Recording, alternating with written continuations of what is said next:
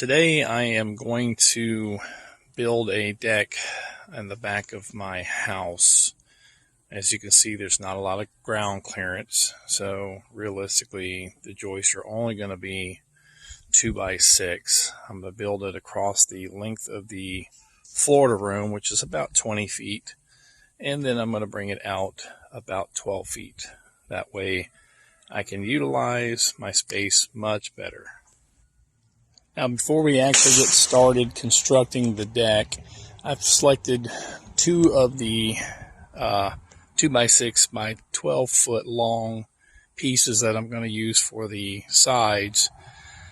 Again, because this deck's sitting directly on the ground, there's no need to really have a real beefy system. If I was spanning a 2x material 12 foot in length, I would have probably picked at least a 2x10 based on the fact that it's going out 12 feet. I've gotten two decent looking boards, fairly straight. I have crowned them, which basically means that you're going to look down the length of the board, and whatever way this thing is kind of bowed upwards, that's how we want to make sure all of our lumber stays, everything crowned up. That way it will flow better. I'm going to cut 3 inches off of this, basically because I'm going to cap the ends off, but I also want the deck boards to extend out a little bit past the actual frame.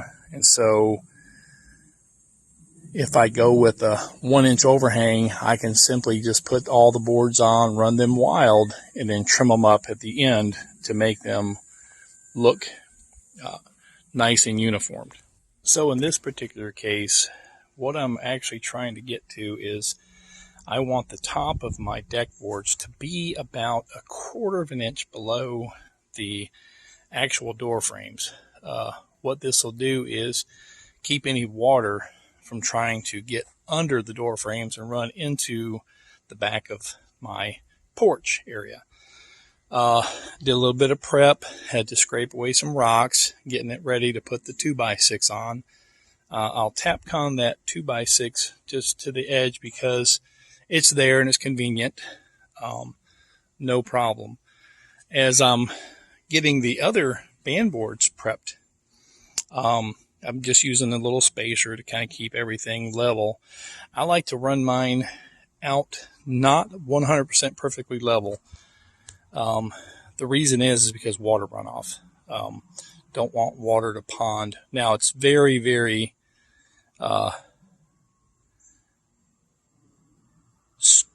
it's not out of level by much, as you can see. On the bubble is just on the line, so realistically it's probably not even barely 1/4 of an inch for the entire run, but it does give the water enough of a angle to run off on. Okay, so after a little bit of work, got the frame all the way around. What basically did is to measure the location across there, duplicate the measurement all the way across the front. What I've done here to keep this straight, you can either measure across the corners. You can do a 3-4-5 method.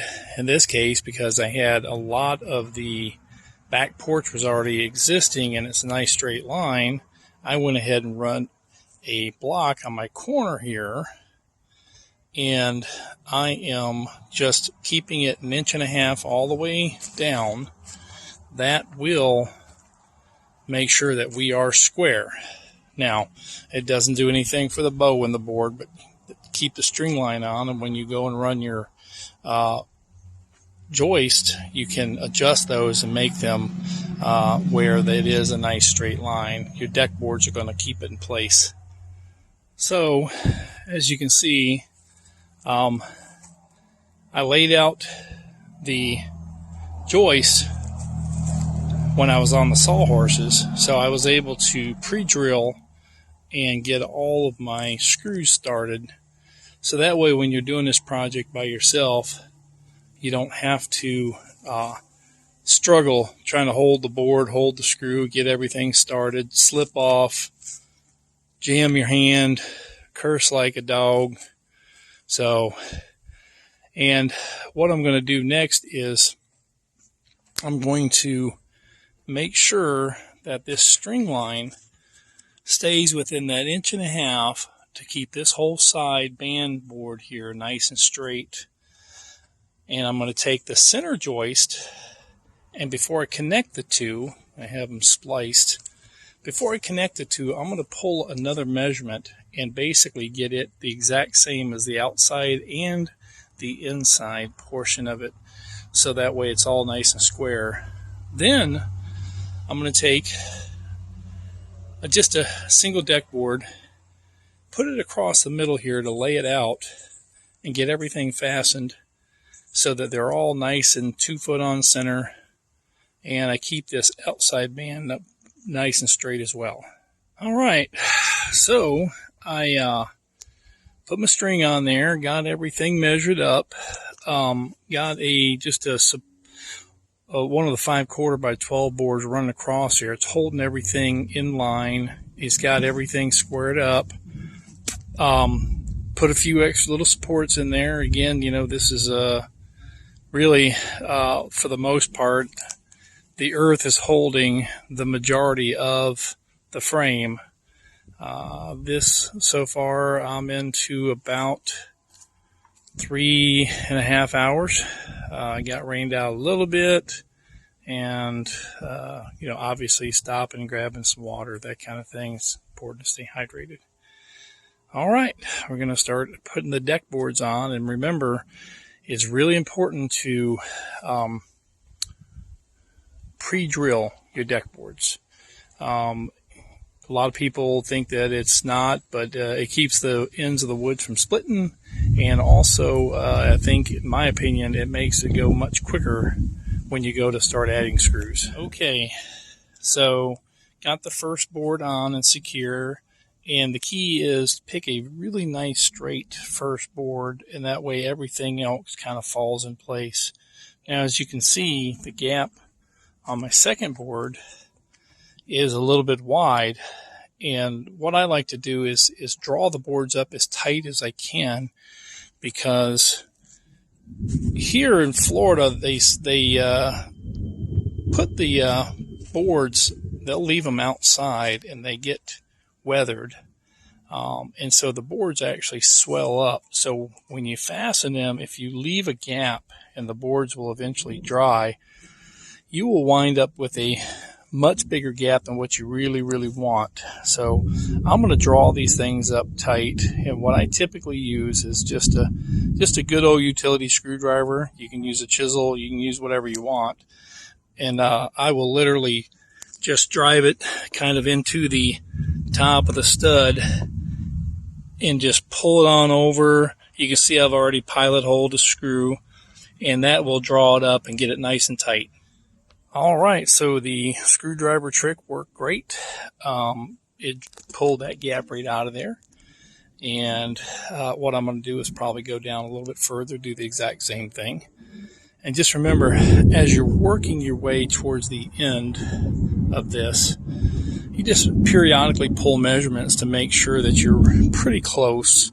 We're not building a piano. It doesn't have to be exact, but you don't want it to end with one board hanging over 2 inches on one side and a 1/2 inch on the other. So pull measurements, make some adjustments. A little bit of gap here and there is not the end of the world. So as you can see, the deck's come along pretty good.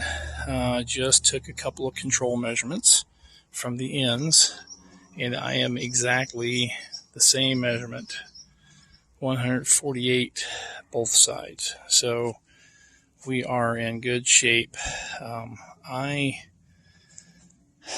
Typically what I'll do is I will screw both ends down and then one course right down the middle. All the rest of them I just put one screw in for the time being, unless it looks like it needs more.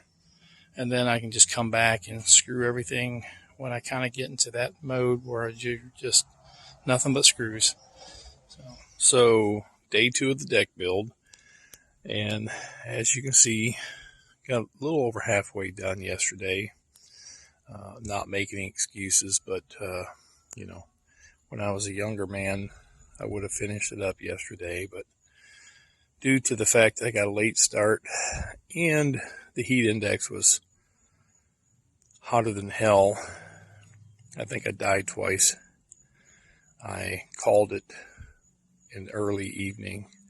So I measured again to each end, and I'm within 1/8 of an inch. So I'm very, very happy with that. So we're going to continue this deck build today and finish it up in the next couple hours. So getting a little closer to the end, and something to think about. Now I started the beginning side off with an overhang of about 3/4 of an inch. It's just because I like to have a little bit of a lip on it. So you can see it kind of offset right there. So to be consistent with the other side, need to think ahead a little bit whether or not we have to cut a board down or cut a few boards down. But real simple thing is to measure from the end. And we're just going to measure this out right here. We're about 62.5. Okay, so now we can come over here and kind of measure these boards in place to see if we're getting consistent or what we're going to have to do. So as you can see, these boards come up to 62 and about 5/8, which give or take a little bit because of gaps. So what we're looking at now is there will be no overhang on this side. We can start gapping our boards a little bit to, because if you just do a 1/16 of an inch in the next, 8 boards, that'll give you 1/2 an inch. So anyways, the other thing is that I am running dangerously low on screws.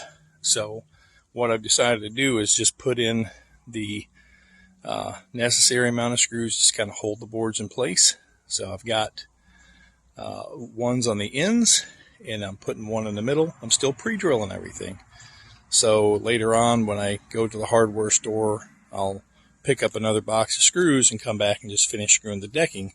But hopefully I'll have enough screws that the decking will be in place. So I got all the deck boards in place. Of course, it's not hanging over exactly 3/4 of an inch, but again, this side you can see is kind of the non-busy side. Not a lot of people are going to be over this way, so realistically, we're not building piano again. It's fine. What I'm going to do now is I have popped a line down the leading edge here, and I am going to stick with that 3/4 of an inch overhang. I have done that all the way down here. So I'm going to cut all these ends off, and then it's just a matter of cleaning up. All right, so I cut all the ends off. Everything looks pretty nice and straight. As you can see there, I blew all the dust off. I still have to come back and add screws to it, but for the most part, it is a very usable space now. You can put patio furniture on here, built-in benches, anything you want. So, and if it wasn't 9 o'clock in the morning, I'd probably have a beer. But, and if you're doing this and you finish up at 9 o'clock in the morning, you want a beer, I don't blame you. I'm not going to judge. Thanks for following me, and have a great day.